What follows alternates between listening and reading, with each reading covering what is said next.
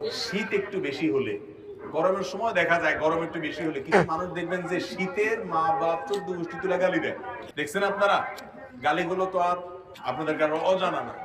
আশেপাশে বিভিন্ন মানুষ দেয় না, মা তুলে বাপ তুলে। শীতের আবার মা বাপ আছে, সে মা বাপ তুলে মুখ খারাপ করে, লানত দেয়। তিরমিজির হাদিসে আসছে নবী করিম সাল্লাল্লাহু আলাইহি ওয়াসাল্লাম বলেছেন, কোন ব্যক্তি যদি এমন কোন বস্তুকে, আল্লাহর এমন কোন সৃষ্টিকে যদি লানত দেয় যে লানত পড়ার ক্ষেত্র না, তাহলে সে লানতটা তার উপরে বর্ষণ পায়।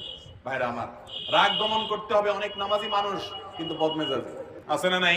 দাড়িওয়ালা মানুষ সবই ঠিক আছে মাশাআল্লাহ, মেজাজটা এত বিশ্রী যে একজন ইমানদার এত বিশ্রী আচরণ হওয়ার কথা। অতএব ভাইরা আমার, শীতের তীব্রতায় বা গরমের তীব্রতায় কোন অবস্থাতে শীত বা গরমকে গালমন্দ করা, লানত করা, অভিশাপ দেওয়া বা বাজে কথা বলা, এটা জাহেল মানুষের কাজ। ইমানদার তো শীত যত তীব্র হবে